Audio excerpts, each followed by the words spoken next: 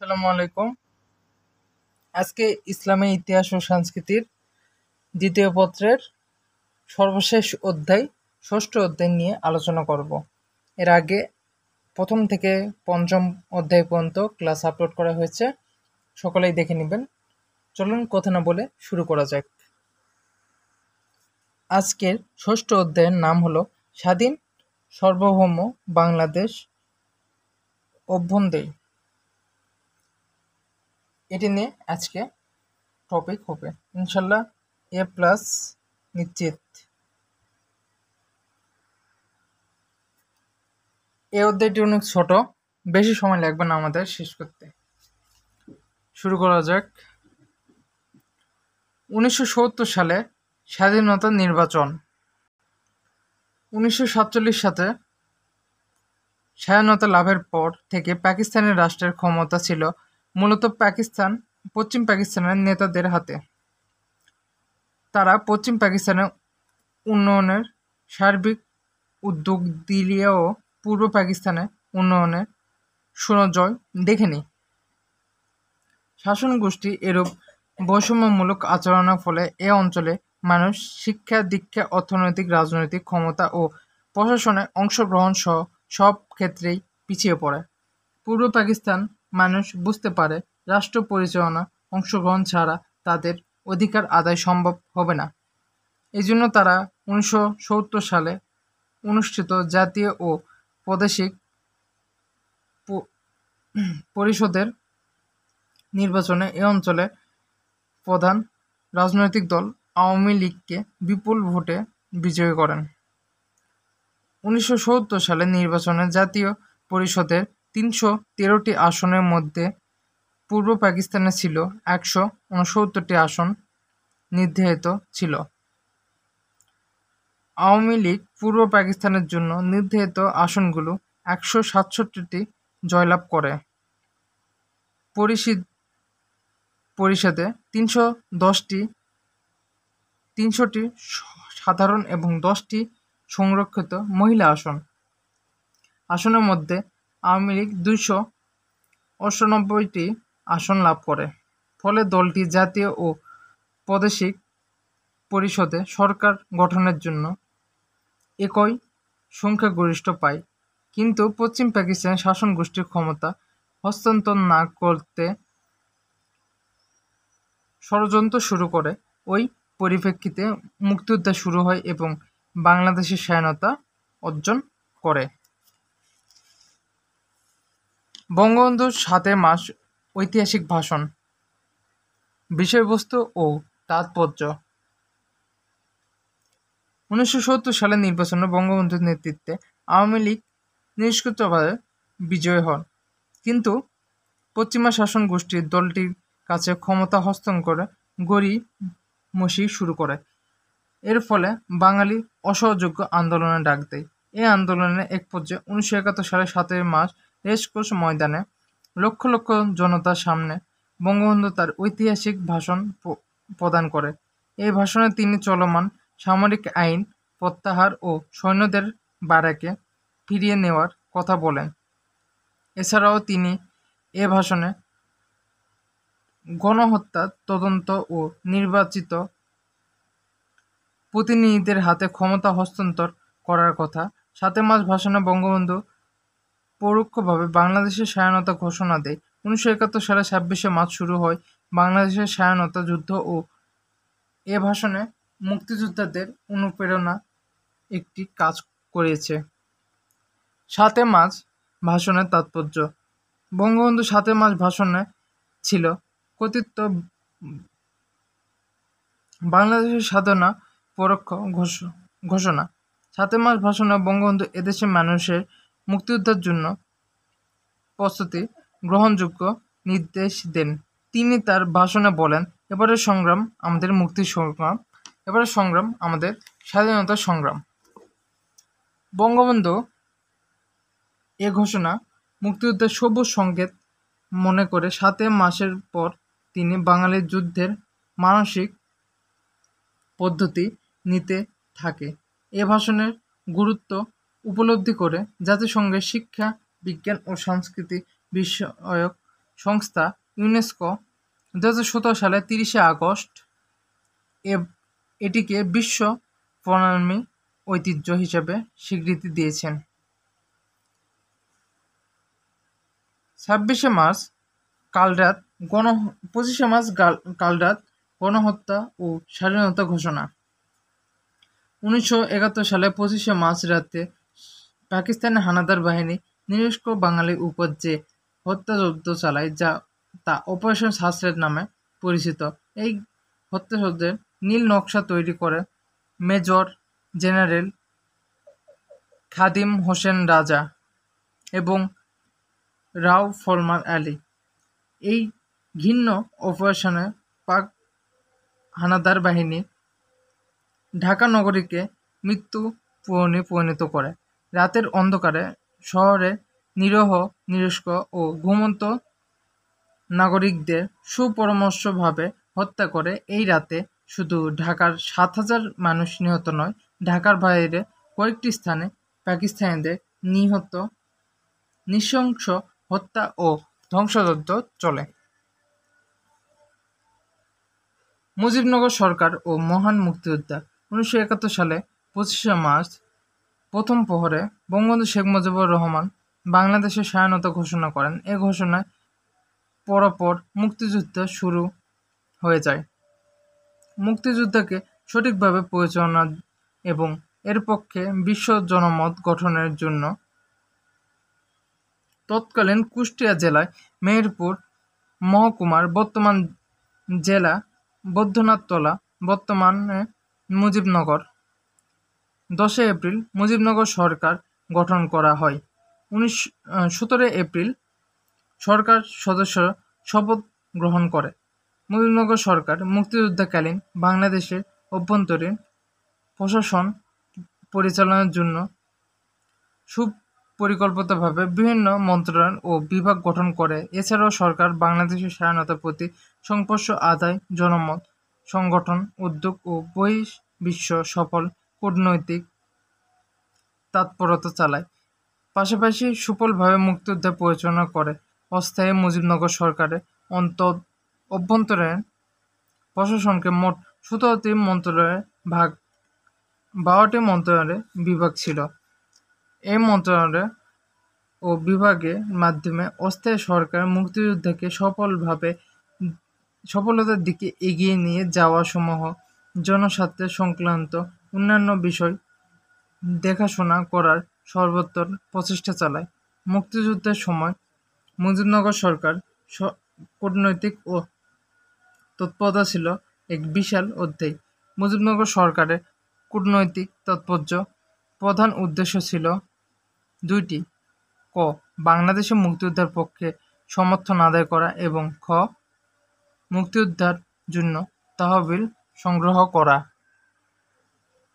বাংলাদেশের মুক্তিযুদ্ধের প্রতি আন্তর্জাতিক মহলের সমর্থন আদায় প্রচেষ্টার অংশ হিসেবে মুজিবনগর সরকার বিচারপতি আবু সাঈদ চৌধুরী বহির্বিশ্বের বিশেষ দূত হিসেবে নিয়োগ করে। বাংলাদেশের মুক্তিযুদ্ধের প্রতি বিশ্বের রাষ্ট্রসমূহের সমর্থন আদায়ের জন্য তিনি জেনেভা, লন্ডন, নিউ ইয়র্ক শহরে ঘুরতে থাকেন। আবু সাঈদ চৌধুরী স্বাধীনতা বাংলাদেশকে স্বীকৃতি দান এবং পাকিস্তান সামরিক জান্তার বিরুদ্ধে ব্যবস্থা নেওয়ার জন্য বিশ্ব জনমতের সমর্থন আদায়ের লক্ষ্যে লন্ডনে ট্রাফালগার স্কোয়ারে 1 আগস্ট এক জনসভার আয়োজন করেন। যুক্তরাষ্ট্রের বিভিন্ন এলাকা থেকে 20,000-এর বেশি বাঙালি এতে যোগ দিয়েছেন। পাকিস্তান সরকার জাতিসংঘ নিরাপত্তা পরিষদের 2টি স্থায়ী সদস্য, যুক্তরাষ্ট্র, চীনের সহায়ক মুক্তিযোদ্ধাকে পাকিস্তান অন্তরায়ণ ব্যাপক হিসেবে দেখতে গিয়ে গণহত্যা সহ সামরিক কর্মকাণ্ডের বৈধতা দিতে চেয়েছেন। তবে মুজিবনগর সরকারের ব্যাপক কূটনৈতিক তৎপরতার ফলে তাদের সে প্রচেষ্টা ব্যর্থ হন। বহির্বিশ্বে মুজিবনগর সরকার তৎপরতার ফলে বিশ্বব্যাপী বাংলাদেশের মুক্তিযোদ্ধা পাক বাহিনীর নির্যাতন, গণহত্যা সম্পর্কে জানতে পেরেছেন।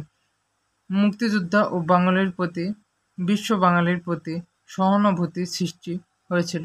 এ ছিল বহির্বিশ্বে মুজিবনগর সরকারের কূটনৈতিক তৎপরতার ফল। বিভিন্ন দেশে বাংলাদেশের মিশন স্থাপন, প্রতিনিধি প্রেরণ ও মুক্তিযুদ্ধের প্রতি সমর্থন আদায় তহবিল সংগ্রহ করে মুজিবনগর সরকার মুক্তিযুদ্ধকে সফল করে তুলেছেন। 1971 সালে 16 ডিসেম্বর বাংলাদেশের চূড়ান্ত বিজয় লাভ করে মুজিবনগর সরকার। পরের বছর 10 জানুয়ারি বঙ্গবন্ধু স্বদেশে ফেরার আগে উল্লেখযোগ্য দেশে স্বীকৃতি আদায় করতে সক্ষম হয়েছিল। এটি সরকারের একটি বড় কূটনৈতিক সাফল্য। সর্বোপরি বাঙালির মুক্তিযুদ্ধের বাংলাদেশের রাষ্ট্রের দৃষ্টি বিশ্বব্যাপী যে আরোহণ ও আবেদন সৃষ্টি করেছিল, তা এই বহির্বিশ্বে মুজিবনগর সরকারের তৎপরতার ফল। মহান মুক্তিযুদ্ধে স্বাধীনতা বিরোধীদের তৎপরতা। ডানপথে ও ধর্মভিত্তিক রাজনৈতিক দলগুলো বাংলাদেশের মুক্তিযুদ্ধের বিরুদ্ধে ভূমিকা পালন করেন। এসব দলের মধ্যে উল্লেখযোগ্য ছিল মুসলিম লীগ, জামাতে ইসলাম, নেজারে ইসলামী, জামায়াতে উলামায়ে ইসলাম, খেলাফতে বাবরি পার্টি, কৃষক শ্রমিক পার্টি ও পিডিপি ইত্যাদি। এসব রাজনৈতিক দলের পক্ষ থেকে মুক্তিযুদ্ধের সম্পর্কে বহির্ভূত মিথ্যা প্রচার চালানো হয়। তারা অভিযোগ করে ভারত বিবর্তন, পাকিস্তান ভাঙার ষড়যন্ত্র লিপ্ত। এই দলগুলো দখলকার পাকিস্তান বাহিনীর গণহত্যা, ধ্বংস, লুটপাট সমর্থন করে এবং অনেক ক্ষেত্রে সেগুলো সহযোগী হিসেবে কাজ করে। তারা মুক্তিযুদ্ধে বিচ্ছিন্নবাদী আখ্যা দিতে বিশ্ববাসীকে বিভ্রান্ত করার চেষ্টা করে। মুক্তিযুদ্ধের এক পর্যায়ে এপ্রিল মাসে পাকিস্তান সরকার মুক্তিযোদ্ধা বাহিনী, কূটনৈতিক দলসমূহ, নেতা কর্মী ও সরকার সমর্থকদের নিয়ে দেশব্যাপী তথাকথিত শান্তি কমিটি গঠন করে। কেন্দ্রীয় কমিটি আহ্বায়ক ছিলেন কাউন্সিল মুসলিম লীগের খাজা খয়রুদ্দিন। শান্তি কমিটির নেতা ও সদস্যরা মুক্তিযুদ্ধ সহ বাংলাদেশের স্বাধীনতা সমর্থনে নির্মমভাবে দমনে পাকিস্তানিদের সহায়তা শক্তি হিসেবে কাজ করেছেন। শান্তি কমিটির রাজাকার বাহিনী গঠনের পাক সরকারকে সহযোগিতা করেছিল। 1971 সালে 1 July lieutenant general tikka Khan the east Pakistan রাজাকার অর্ডিন্যান্স অনুসারে নামক এক অধ্যাদেশ বলে সেনাবাহিনী অত্যাবৃত পাকিস্তানের অনুসারে ও মুক্তিযুদ্ধ বিরোধী রাজনৈতিক দলগুলোর নেতাকর্মী ও সমর্থন নিয়ে রাজাকার নামক সন্ত্রাস সংগঠন প্রতিষ্ঠিত করে।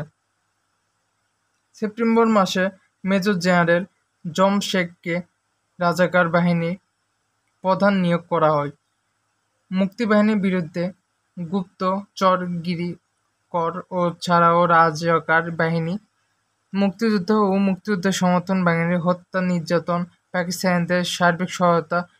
পূর্বে মুক্তিযুদ্ধের বাহিনীর রাজনৈতিক দলগুলো, বিশেষ করে জামায়াতে ইসলাম, ছাত্র যুবক সদস্যের মধ্যে আল বদর ও আল শামস নামক দুইটি শাসন বাহিনী গঠন করে। এই দুইটি বাহিনীর মধ্যে একেবারে শেষ দিকে 14 ডিসেম্বর শেষ কিছু সংখ্যক পরিখাত বুদ্ধিজনিত বাড়ি বেড়ে ঘুরে গিয়ে নির্মম গণহত্যার পর হত্যা করে। 14 ডিসেম্বর বেশ কিছু খ্যাতিমান বুদ্ধিকে বাড়ি ধরে নিয়ে নির্মম হত্যা করে। এদের মধ্যে ছিলেন বেশ কিছু বিশিষ্ট লেখক, শিল্পী, অধ্যাপক, সাংবাদিক, চিকিৎসক সহ পেশাজীবী সংস্কৃত কর্মী। 14 ডিসেম্বর তাই বাংলাদেশের মুক্তিযুদ্ধে ঐতিহাসিক একটি কালো তথা শোকবহ দিন। বাংলাদেশের স্বাধীনতা হলেও এটি মেধাশূন্য রাষ্ট্র পরিণত হয়। সেই নীল নকশা অনুযায়ী এক গণহত্যাকাণ্ড ঘটানো হয়। স্বাধীন ও সার্বভৌমিত বাংলাদেশের অভ্যন্তর 1971 সালে 16 ডিসেম্বর পাকিস্তানি দখলদার বাহিনীদের অন্তঃসময়ের মধ্যে দিয়ে মুক্তিযুদ্ধের অবসান ঘটে এবং বাঙালির চূড়ান্ত বিজয় অর্জিত হয়। 16 ডিসেম্বর রেসকোর্স ময়দানে 93,000 সৈন্যসহ নিরীহ পাকিস্তানি বাহিনী প্রধান লে জেনারেল নিয়াজি, যৌথ কমান্ডো প্রধান লে জেনারেল জগজিৎ সিং আরোরার কাছে আত্মসমর্পণ বাধ্য হন। দীর্ঘ 9 মাস রক্তক্ষয়ী যুদ্ধে 30 লক্ষ লোকের আত্মদান ও 2 লক্ষ বেশি মা বোনদের সম্মানহীন বিনিময়ে বাংলাদেশের মানুষের লক্ষ্যে নিজস্ব স্বপ্নের স্বাধীন সার্বভৌমিত্ব ভূখণ্ড বাংলাদেশ।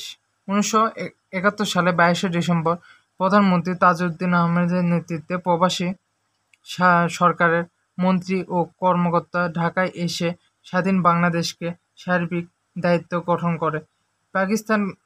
পাকিস্তানের কারাগার থেকে মুক্তি পেয়ে 1972 সালে 10 জানুয়ারি দেশে ফেরেন স্বাধীনতার স্থপতি বঙ্গবন্ধু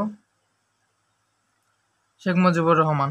11 জানুয়ারি তিনি প্রধানমন্ত্রী দায়িত্বভার গ্রহণ করে, আর এর মধ্যে দিয়েই শুরু হয় স্বাধীন বাংলাদেশের পথচলা। এই ছিল আজকের অধ্যায়টি, ইসলামের ইতিহাস ও সংস্কৃতির দ্বিতীয় পত্রে স্বাধীন ও সার্বভৌমিত্ব বাংলাদেশের অভ্যন্তর।